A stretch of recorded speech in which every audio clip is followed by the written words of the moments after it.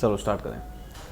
Next last lecture में हमने क्या क्या कंप्लीट कर लिया था? एयर पोल्यूशन सारा कंप्लीट कर लिया। एयर पोल्यूशन में क्या क्या पढ़ लिया हमने? स्टार्टिंग कहाँ से की थी? सबसे पहले पोल्यूटेंट बताया था आपको। पोल्यूटेंट के बाद आपको बताया था जिस रेट से टेम्परेचर एयर का कम होता है उस रेट को बोलते हैं ELR, जिसको बोलते हैं environmental lapse rate.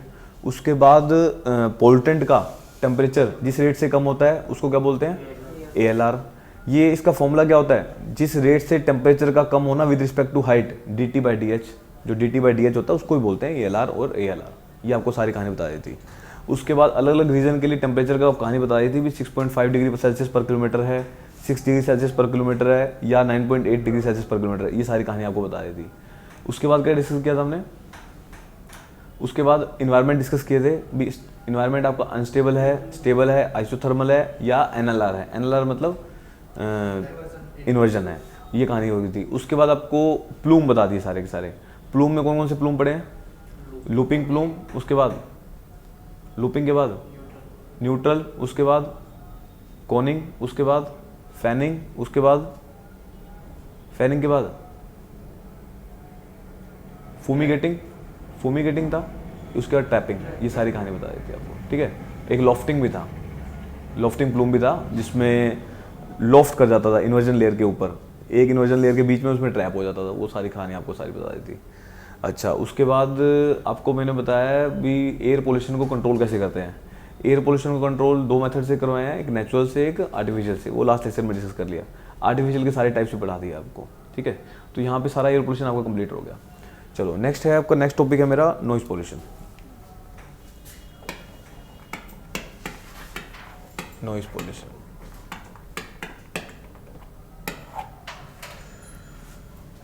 Again important topic है। यहाँ से भी एक सवाल बनेगा गेट का, ठीक है। तो करते हैं स्टार्ट। अच्छा, नॉइज पोल्यूशन क्या होता है? नॉइज पोल्यूशन क्या होता है? मैंने आपको पोल्यूटेंट की डेफिनेशन बताई थी, पोल्यूशन की डेफिनेशन भी बताई थी। जो पोल्यूटेंट नुकसान करने लगते हैं उसको पोल्यूटेंट बोलते हैं और वो पोल्यूशन भी आपको क्रिएट करते हैं। अच्छा, आज वैसे ही जो साउंड, अब एक लिमिट है आपकी भी साउंड सुनने की, साउंड की फॉर्म में। मान लो यहाँ पे आप भी बोल रहे हो, आप भी बोल रहे हो, मैं भी बोल रहा हूँ, ठीक है। ये एक लिमिट तक तो बहुत बढ़िया है, ठीक है। अगर यही साउंड आपको परेशान करने लग जाए तो क्या बन जाएगा? वो नॉइज पोल्यूशन बन जाएगा। समझ गए? भी एक हियरिंग की भी एक लिमिट है जहाँ तक आप सुन सकते हो, अब ज़रूरी थोड़ी है। अच्छा, दूसरा, और इन्वायरमेंट के अंदर जो साउंड है अपनी, उसमें रेजिस्टेंस है क्या? मतलब रेजिस्टेंस मिलता है क्या उसको? अगर रेजिस्टेंस नहीं मिलेगा तो क्या होगा? अगर रेजिस्टेंस नहीं होगा तो क्या होगा? अलग अलग आवाज़ें दूर दूर से आएंगी अलग अलग टाइम पे, समझ रहे हो बात? तो अपनी जैसे आवाज़ आई, यहाँ पे रेजिस्टेंस है, फ्रिक्शन है इन्वायरमेंट के अंदर जो उसको रोक लेता है, समझ रहे हो? अगर मैंने अब बोला आपको, थोड़ी देर बाद ऐसे आएगा, मतलब ये बोल रहे हैं, वहाँ की आवाज़ यहाँ पे आ रही है आपके कान में, तो वो मतलब आपने बोला थोड़ी देर में फिर वहाँ तक पहुँच गई आवाज़, तो वो सारी कहानी हो जाएगी। तो अल्टीमेटली जब वो आवाज़ नुकसान पहुँचाने लग जाए, जो आपका नॉइस है वो जो नुकसान पहुँचाने लग जाए, वो क्या बन जाएगा? एक पोल्यूटेंट बन जाएगा नॉइस की फॉर्म में, जिसको पोल्यूशन बोलते हैं, नॉइस पोल्यूशन बन जाएगा, ठीक है। चलो लिखो इसके बारे में, डेफिनेशन लिखो इसकी। Presence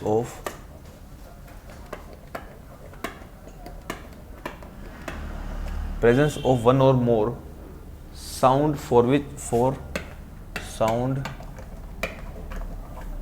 presence of one or more sound for such duration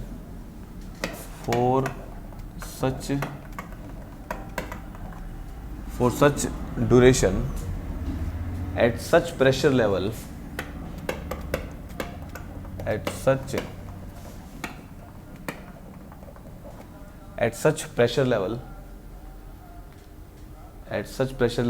such frequency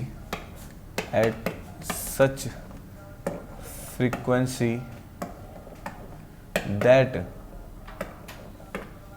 affects the life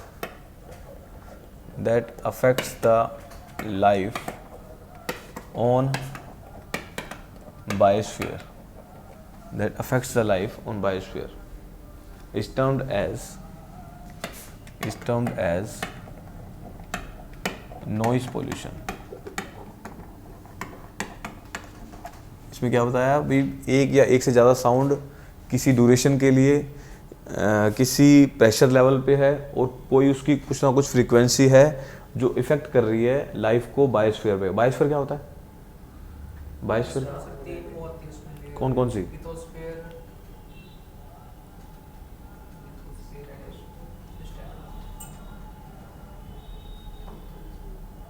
बस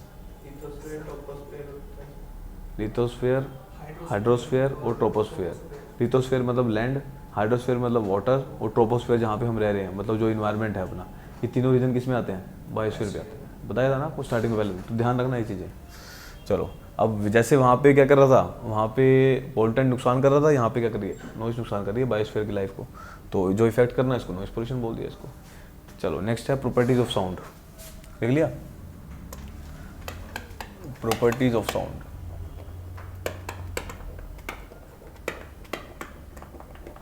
Properties of sound and its measurement.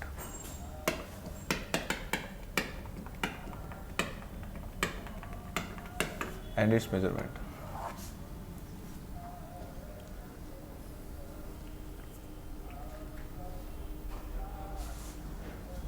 लिखो, स्टार्ट करो। Sound in any medium, sound in any medium travels or propagate. Sound in any medium travels or propagate in the form of pressure waves. In the form of pressure waves, undergoing compression, undergoing compression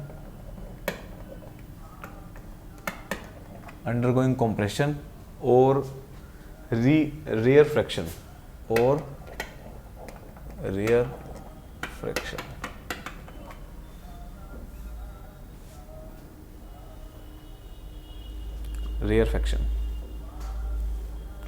तो अब जो sound की waves हैं वो किस form में generate होती है? प्रेशर वेव की फॉर्म में। प्रेशर वेव मतलब साइन वेव जो होती है ना, उस फ्रेम के अंदर। इसको अगर मैं डायग्राम ड्रॉ करूं तो साइन का ग्राफ तो पता ही होगा।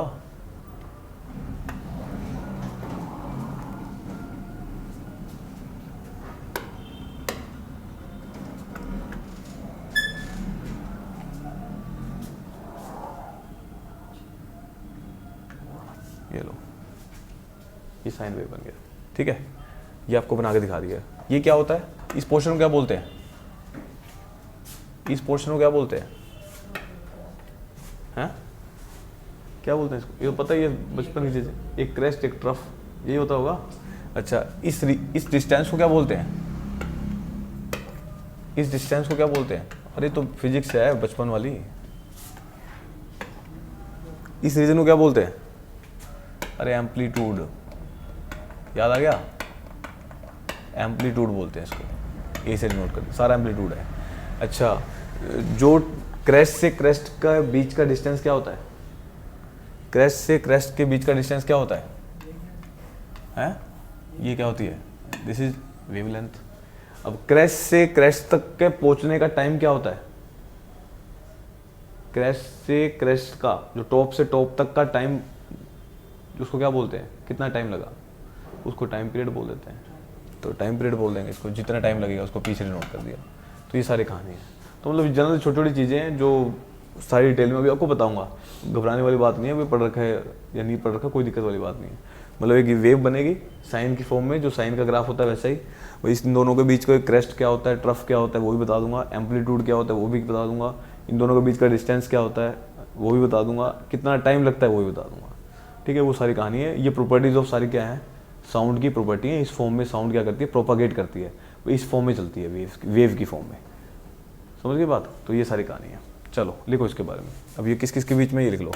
दिस इज साउंड और यहाँ पे है अपना टाइम और डिस्टेंस। टाइम और डिस्टेंस। डिस्टेंस की फॉर्म में क्या बोल दिया? वेवलेंथ। और टाइम की फॉर्म में क्या बोल दिया? Time period. ये सारी कहानी है। चलो लिखो इसके बारे में। सबसे पहले बना लिया क्या है? बना लो फिर से।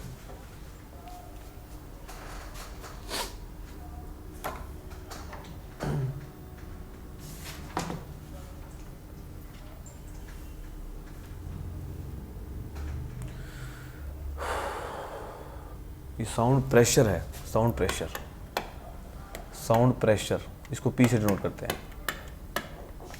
साउंड का प्रेशर।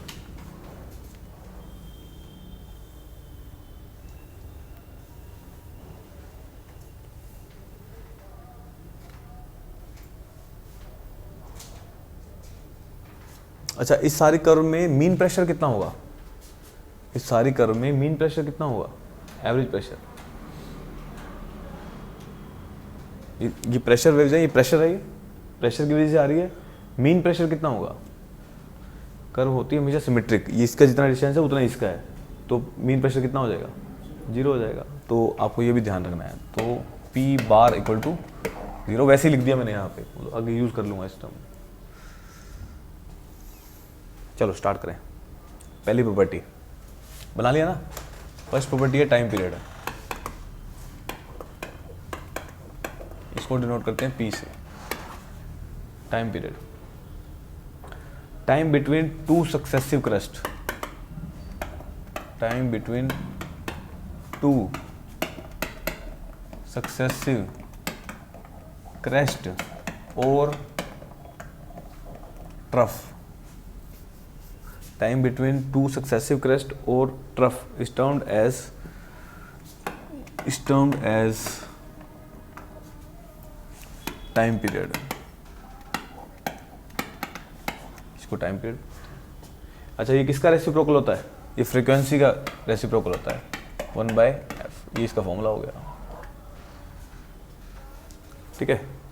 अब वो क्रेस्ट क्या है समझ गए ना? वो हाईएस्ट पॉइंट जो होते हैं वो क्रेस्ट होते हैं, लोएस्ट पॉइंट जो होते हैं वो ट्रफ होते हैं। इन दोनों के बीच में वहाँ से वहाँ तक पहुँचने में, जो साउंड को वहाँ से वहाँ तक पहुँचने में कितना टाइम लगा, उसको टाइम पीरियड बोल देते हैं। चलो नेक्स्ट है सेकंड लिखो वेवलेंथ। सेकंड लिखो wavelength, distance between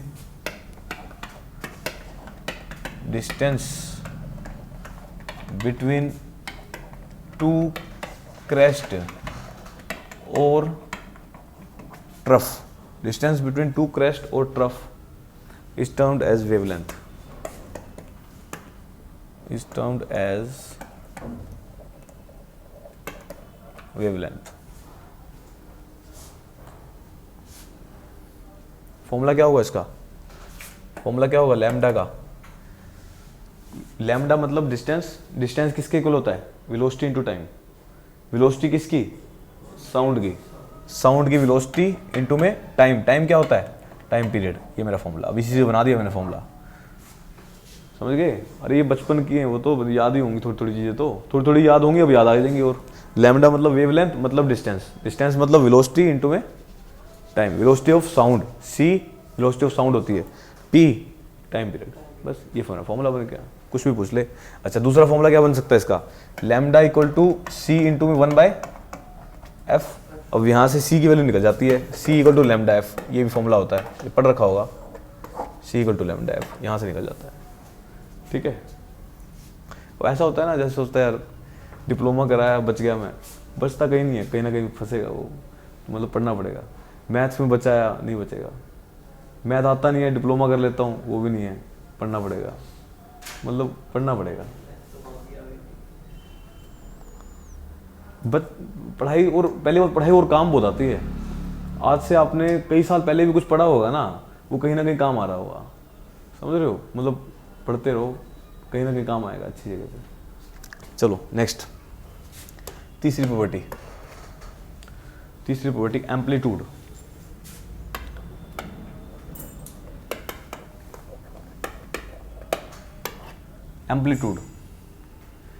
amplitude is maximum और minimum pressure. Amplitude is maximum और minimum pressure. Amplitude is maximum और minimum pressure over or below the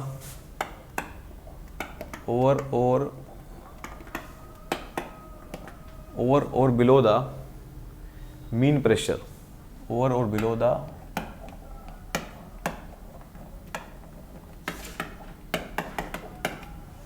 over or below the mean pressure is termed as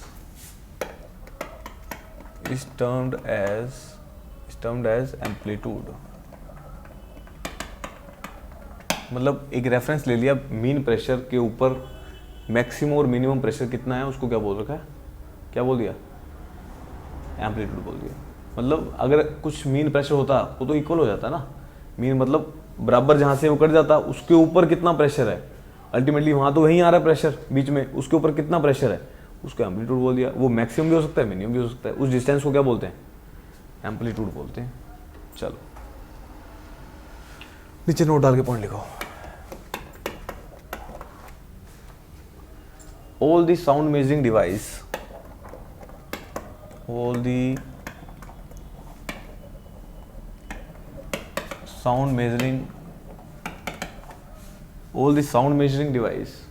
are designed to give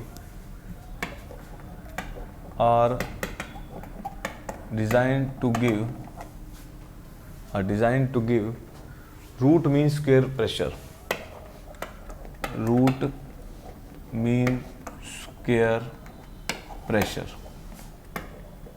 इसको बोलते हैं PRMS, root mean square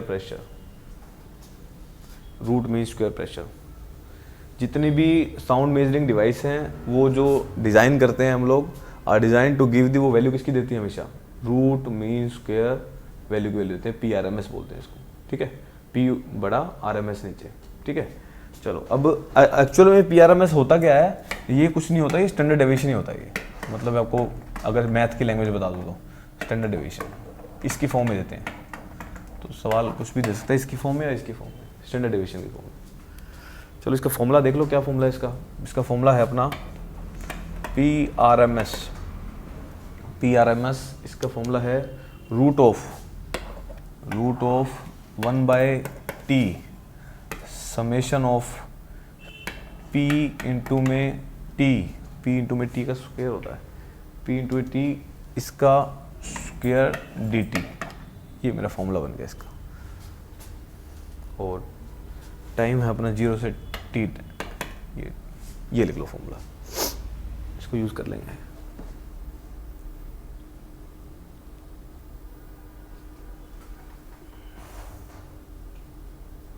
ठीक है, मतलब जितना time लगा 1/T इंटू समेशन ऑफ 0 से T P square T into में dt, ये मेरा फॉर्मूला है। अल्टीमेटली ये फॉर्मूला है किसका, स्टैंडर्ड डेविएशन का ही फॉर्मूला है। कैसे कन्वर्ट होता है देखो, आगे लिख दूं क्या, हो गया ये। अब स्टैंडर्ड डेविएशन किसके इक्वल होता है, स्टैंडर्ड डेविएशन का फॉर्मूला बताओ। स्टैंडर्ड डेविएशन का फॉर्मूला किसे नोट करते हैं, सिग्मा से, याद है सिग्मा से। कैसे बनता है formula, summation of xi minus में x इसका होल स्क्वायर, और भी था क्या कुछ, और था डिवाइड बाय n इसका रूट, ये फॉर्मूला होता है इसका स्टैंडर्ड डेविएशन का। xi माइनस में x बार ले लो, एवरेज वैल्यू, ठीक है। अच्छा इसको इसके इक्वल करो। अच्छा 1/, यहाँ पे n क्या है, number of time interval, 1/T दिखा रखा है ना, जो T दिखा रखा है 1/T। फॉर्मूला बताना मेरे को क्या बना है, दिस इज रूट, वहाँ पे भी यही बना है। सो 1/T लिखा बाहर मैंने, समेशन ऑफ अब P ऑफ T का स्क्वायर लिखा है मैंने, P ऑफ T का स्क्वायर लिखा है। सो P ऑफ T माइनस में 0 जो मीन स्क्वायर वैल्यू है, P मतलब क्या बोलते हैं इसको, मीन वैल्यू, जो मीन वैल्यू इसका स्क्वायर कर दो। अब देखो वही फॉर्मूला बन रहा है क्या, देखना वही फॉर्मूला बन रहा है, चेक करो, सेम बन रहा होगा। इनटू में dt कर दो बस, ये dt, क्योंकि इंटीग्रेशन करते हैं ना वहाँ पे इंटीग्रेशन करते हैं तो भी dt आ जाता है यहाँ पे। तो ये सारी कहानी होगी। तो यहाँ पे देख लो ये वैल्यू कितनी आ गई, ये वैल्यू, अब इसको सोल्व करोगे तो वही वैल्यू आ जाएगी। तो अल्टीमेटली ये वही फॉर्मूला है स्टैंडर्ड डेविएशन का, इसी को बोल देते हैं हम P ऑफ टी का स्क्वायर इंटू में dt, ये वैल्यू, ठीक है। तो अल्टीमेटली ये कोई फॉर्मूला नहीं है, ये स्टैंडर्ड डेविएशन कोई फॉर्म में कन्वर्ट किया हुआ है इसको, रूट मीन स्क्वायर वैल्यू को। चलो अब एग्जांपल लो, अब इसका भी यार सोल्व भी कैसे करेंगे, इंटीग्रेशन करना पड़ेगा। चलो फॉर एग्जांपल आपको वैल्यू दे रखी है इसकी, फॉर एग्जांपल वैल्यू दे रखी है आपको P ऑफ T की वैल्यू दे रखी है, P ऑफ T की। अब बोलोगे फिर ए साइन ओमेगा टी, ये वैल्यू दे देगा, ऐसे सवाल बना के दे देगा। A equal to A sine omega T दे रखा है, आपको बोलेगा find the P R M S, find the P R M S, इसकी वैल्यू निकालो। कैसे निकालोगे? वैल्यू पुट करो, वैल्यू पुट करो। अच्छा, अब आपको चाहिए अपने को साइन का टाइम, जो दोनों के बीच का टाइम होता है, टाइम कितना लगता है उसमें, मतलब एक का टाइम, समझ रहे हो, एक इंटरवल का टाइम। साइन का ग्राफ क्या होता है ये बताया ना, तभी तो इससे रिलेटेड यही क्वेश्चन देगा वो, ये है। अच्छा, यहाँ पे वैल्यू कितनी होती है? 0, यहाँ पे π/2, यहाँ पे पाई, समझ रहे हो। अच्छा, इसके बाद यहाँ पे पाई, यहाँ पे पाई, यहाँ पे 2 पाई। तो एक पूरा साइन का ग्राफ कितना टाइम लेता है? कितना? 2 पाई। तो टी की वैल्यू कितनी होगी यहाँ पे?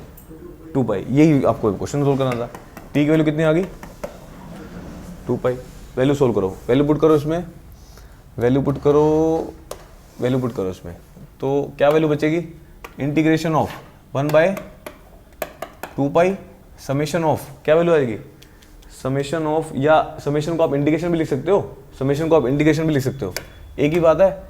यहाँ पे इंटीग्रेशन लिख लो, 0 से 2 पाई। ऊपर और क्या बचा? और क्या बचा है? अब बचेगा अपना पी टी का स्क्वायर। पी टी का स्क्वायर कितना? A square sine square omega T, ये वैल्यू आ गई। A square sine square omega T into में डी टी, ये मेरा इंटीग्रेशन। इसका इंटीग्रेशन सोल्व करोगे तो वैल्यू आ जाएगी इसकी। अब इसकी मैं डायरेक्ट वैल्यू बता रहा हूँ, गेट का सवाल है, वो डायरेक्ट याद करनी है, क्योंकि और कोई क्वेश्चन बन नहीं सकता। इसकी फॉर्म जो है साइन की फॉर्म होती है, ठीक है। इंटीग्रेशन सोल्व करोगे, सोल्व करके देख लेना वैल्यू कितनी आ गई। इसकी वैल्यू आएगी a/√2। घर जाके इसको ट्राई करना, नहीं होगा तो मैं करा दूंगा, ठीक है, नहीं होगा तो करवा देंगे, कोई दिक्कत वाली बात।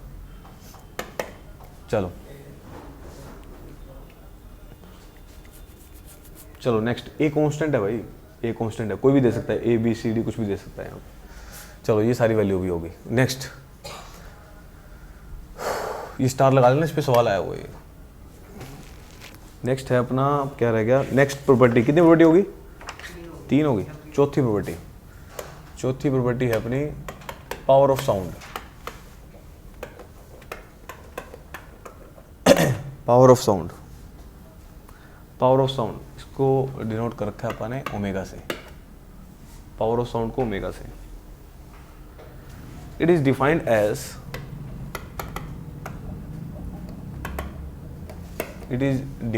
As rate of work done. ये W है, ये ओमेगा नहीं, ओमेगा तो वो होता है ना, एंगुलर वेलोसिटी होता है, इसको W ले लो। It is defined as rate of work done,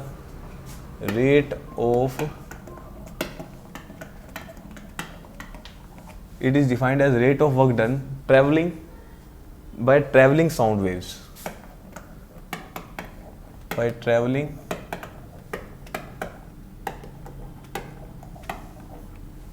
it is defined as rate of work done by traveling sound waves in the direction of propagation of waves.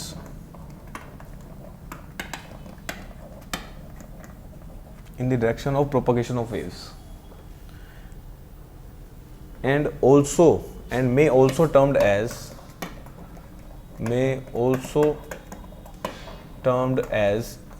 energy transmitted.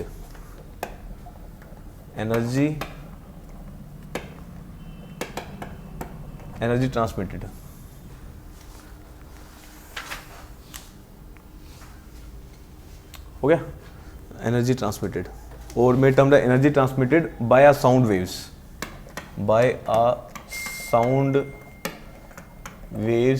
In a direction of propagation,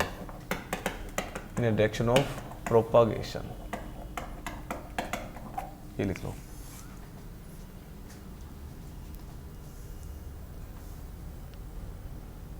हो गया, ये कुछ नहीं बताया इसने, बस ये बता दिया भाई कितना वर्क डन करेगा जब साउंड वेव ट्रैवल करेगी। जब साउंड वेव ट्रैवल करेगी जिस डायरेक्शन में प्रोपागेशन हो रहा है, इसको क्या बोलते हैं? पावर ऑफ साउंड बोलते हैं, ठीक है। इसका दूसरा नाम क्या बता दिया? इसको ये बोलते हैं एनर्जी ट्रांसमिटेड। भाई कितनी एनर्जी ट्रांसमिट हो करेगा ये साउंड जब वो वेव्स हैं प्रोपागेशन की डायरेक्शन में जाएंगी, मतलब जो प्रोपागेट हो रही है वेव जिस डायरेक्शन में उस डायरेक्शन पे जाने पर कितनी एनर्जी ट्रांसमिट होगी, उसको पावर ऑफ साउंड बोलते हैं। ठीक है, चलो नेक्स्ट। कितनी प्रॉपर्टी, 4 होगी, 5वीं लिखो।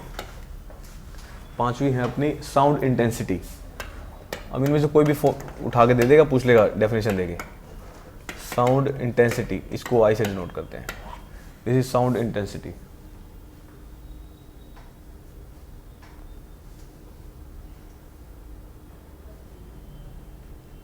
चलो लिखो, it is defined as W, it is defined as the sound power. It is defined as the sound power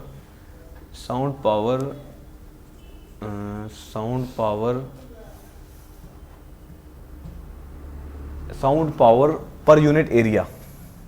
Sound power per unit area in a given time.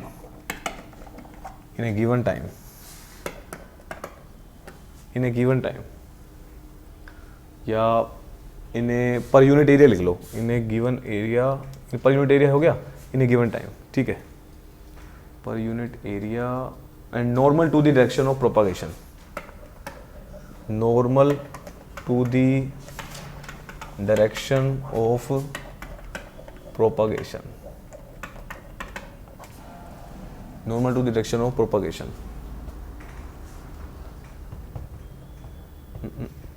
पर यूनिट एरिया। ठीक है, अब देखो इसमें क्या बनेगा, इसका फॉर्मूला क्या हो जाएगा साउंड इंटेंसिटी का।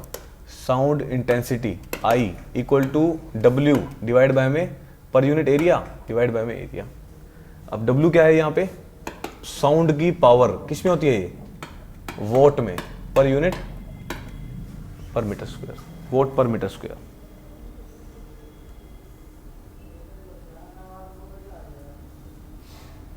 ठीक है, अच्छा एरिया कौन सा होगा इसमें, एरिया कौन सा होगा, जिस डायरेक्शन में वेव चल रही है उसके परपेंडिकुलर एरिया होगा। जो एरिया होगा परपेंडिकुलर एरिया होगा। जैसे ये है, समझ रहे हो, ये बना दिया अपन ने, यहां से वेव आ रही है। ठीक है, यहां से वेव आ रही है और इसकी डायरेक्शन कैसे हो जाएगी, ये डायरेक्शन कौन सी होगी, ये जो डायरेक्शन ऑफ प्रोपागेशन है, ये जो इसके परपेंडिकुलर डायरेक्शन चल रही है, ऐसे लग रही है। जो एरिया लेंगे हम, जिस डायरेक्शन पे साउंड वेव प्रोपागेट हो रही है उसके परपेंडिकुलर वाला एरिया लेंगे। ये बता रहा हूँ सवाल के लिए, जो एरिया लेंगे, जो पर मीटर स्क्वायर जो एरिया लिया अपन ने, वो एरिया क्या होगा, जो साउंड प्रोपागेट हो रही है उसके परपेंडिकुलर एरिया। इसका परपेंडिकुलर एरिया कौन सा होगा, ये वाला एरिया होगा, ये बताना चाह रहा हूँ। तो लिख लो इसमें, A is the area perpendicular to the propagation of waves, propagation of waves। चलो जी, ये सारी कहानी होगी खत्म।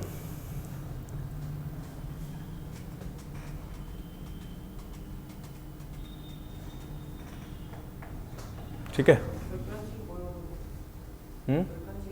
अभी कोई रोल नहीं है, आएगा तो बता देंगे। नेक्स्ट, अब कुछ फॉर्मूलाज हैं उसके, वो लिख लो, काम आएंगे, नोट डालो। सबसे पहला फॉर्मूला है आई का फॉर्मूला है PRMS का square divide by density into में C is the velocity of sound waves. PRMS बता ही दिया आपको, क्या होता है, root mean square. Root mean square क्या था, रूट मीन स्क्वायर वैल्यू थी जो, उसके बाद डेंसिटी, ये क्या आता है, डेंसिटी, और C क्या है, this is velocity of sound. ये सारी कहानी हो जाएगी, वेलोसिटी ऑफ साउंड, बस ये सारी कहानी लिख लो। अच्छा, डेंसिटी किसकी होगी है, डेंसिटी ऑफ किसकी होगी, एयर की। मीडियम मतलब जिसमें फ्लो कर रहा है वो एयर, आप मीडियम भी लिख सकते हो, एयर भी लिख सकते हो। ये लो, अल्टीमेटली एयर में ही होगा। ये सारी कहानी। नेक्स्ट, सेकंड नोट लिखो, ये फर्स्ट नोट है। स्मॉलेस्ट स्क्वायर है, स्क्वायर है। Smallest level of noise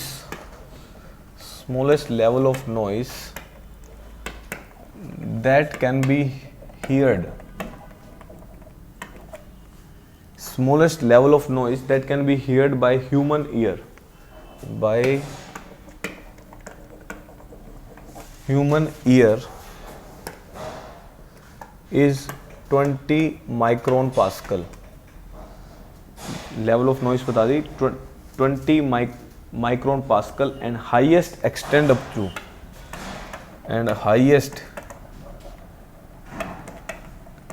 extend up to 200 pascal. ये ह्यूमन की ईयर की कैपेसिटी, ये सवाल पूछा हुआ है। तो माइक्रोन पास्कल, पास्कल पता ही है आपको, पढ़ेंगे पास्कल, न्यूटन पर मीटर स्क्वायर, न्यूटन पर एम स्क्वायर, ये सारी यूनिट्स हैं। 1 पास्कल न्यूटन पर मीटर स्क्वायर के इक्वल होता है। तो 20 माइक्रोन पास्कल, माइक्रोन बता ही रखा है 10 की पावर 6 होता है। और कहाँ तक बढ़ा सकते हैं इसको, 200 पास्कल तक ईयर की कैपेसिटी होती है मैक्सिमम, ये मिनिमम है। तो ये सवाल पूछ लेगा, इसी में पूछ लेंगे। चलो कितनी होगी, 5 होगी प्रोबेबिलिटी, ये आपको बता दी। ईयर, अरे ईयर लिख दिया क्या, अरे ईयर यार, क्या लिख दिया, मेरे दिमाग में ईयर चल रहा था। ईयर,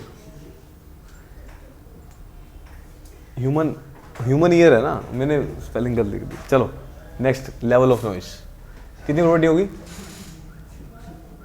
यार, बहुत बड़ी गलती कर दी है। तो कितनी होगी, 5 होगी। 6th probability,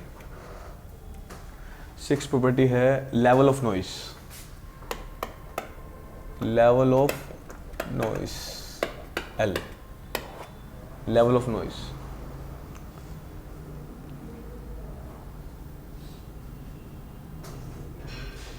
level of noise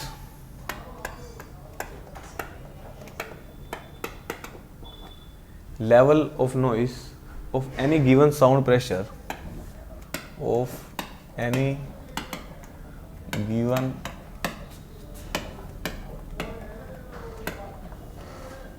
level of noise of any given sound pressure is always measured, is always measured with respect to standard reference, standard reference pressure ही होगा, standard reference pressure। अब कहता है किसी भी रेफरेंस, मतलब जो sound का जो प्रेशर होता है, किसी भी रेफरेंस के रिस्पेक्ट में लेवल जानना, उसको लेवल ऑफ नॉइस बोलते हैं। मतलब किसी का भी लेवल किसी के रिस्पेक्ट में होता है। अब ये नहीं है इसका लेवल ये है, किसके रिस्पेक्ट में ही होगा, ऐसा तो नहीं है भाई। मान लिया भाई आपका लेवल ये है, आपका लेवल ये है किसी इंटेलिजेंट बच्चे के रिस्पेक्ट में, या समझ रहे हो किसी रिस्पेक्ट में लेके चलते हैं। तो इसने भी ये बता दिया भाई लेवल ऑफ नॉइस क्या होती है, वो किसी रेफरेंस प्रेशर के रिस्पेक्ट में होगी, समझ गए। तो इसने बताया level of noise of any given sound pressure is always measured with respect to the standard reference pressure, standard reference के प्रेशर। चलो इसका फॉर्मूला देख लो, level of noise equal to log 10 Q divide by में Q nought, Q divide by में Q nought into में B क्या बोलते हैं उसको, बेल, बी डी ये बोल देंगे। जैसे डेसिबल होता है डीबी, सुना आपने, डीबी होता है डेसिबल और उसका उल्टा बेल, समझ रहे हो। मतलब एक डीबी जो एक बेल होता है वो शायद 10 डीबी के इक्वल होता है, 10 डीबी के इक्वल होता है। तो ये बीडी के अंदर है, बीडी ये वो है, अभी बता दूंगा, लिखवा दूंगा इसको, पहले लिखवा ही दूंगा इसको। तो बीडी जो है बेल है, यहाँ लिख लो, बीडी जो है बेल है, और एक डीबी क्या ऐसा बोल सकते हो, एक BD equal to 10 dB, 10 dB के इक्वल। चलो नेक्स्ट, अब क्यू क्या है, क्यू क्या है, measured quantity of pressure, sound pressure, measure quantity of sound pressure, जो आप किसी भी डिवाइस से मेजर करोगे, measure quantity of sound pressure और साउंड इंटेंसिटी, साउंड प्रेशर और sound intensity.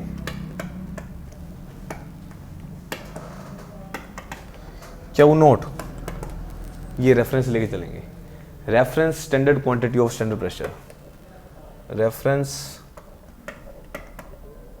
Standard quantity of reference standard quantity of pressure, reference standard quantity of pressure. ठीक है, तो इसकी वैल्यू देख लो, इसकी भी ये हो गया इतना। अब और क्या लिख दें, अच्छा इसको कन्वर्ट यहीं पे कर देता हूँ। इसी को अगर कन्वर्ट करना हो तो बी डी किसके इक्वल 10 dB के, तो इसको 10 से गुना कर दूँ, वहाँ पे dB कर दो। तो दूसरा फॉर्मूला क्या बन सकता है इसका, वहीं लिखवा देता, ठीक था। चलो 10 से गुना कर दो, log 10 क्यू डिवाइड बाय में क्यू नोट, ये किस में आ जाएगा, dB में आ जाएगा, डेसिबल, इसको डेसिबल बोलते हैं। ठीक है, ये सारी कहानी हो गई। चलो अब केस 1, इसी के अंदर केस 1 लिखो। केस 1, अगर यही फॉर्मूला अगर मैं बोलूं साउंड इंटेंसिटी की फॉर्म में, साउंड इंटेंसिटी के फॉर्म में, साउंड इंटेंसिटी का फॉर्मूला क्या था, अच्छा साउंड इंटेंसिटी के फॉर्मूले में किस फॉर्म में आ जाएगा ये, यहाँ पे अब आपको वैल्यू बतानी है साउंड इंटेंसिटी के फॉर्म में। So L I equal to 10, ऊपर देखो log 10 साउंड इंटेंसिटी के फॉर्म में, ऊपर क्या आ जाएगा, आई डिवाइड बाय में आई नोट, ये किस में आ गया, dB में। सेम फॉर्मूला इंटेंसिटी के फॉर्म में, बस क्यू था ना जो, वो क्यू की जगह क्या पुट कर दिया अपन ने, साउंड इंटेंसिटी पुट कर दी। ठीक है, अच्छा स्टैंडर्ड की कुछ वैल्यूज होती हैं, अगर ना दे रखी हो तो वैल्यू लेके चलेंगे। तो आई नोट की वैल्यू 10 की पावर -12, किस में था, यूनिट क्या थी इंटेंसिटी की, साउंड इंटेंसिटी की यूनिट क्या थी, साउंड इंटेंसिटी की यूनिट क्या थी, वोट पर मीटर स्क्वायर, अभी तो बताइए, पावर वाली, पावर पर यूनिट एरिया।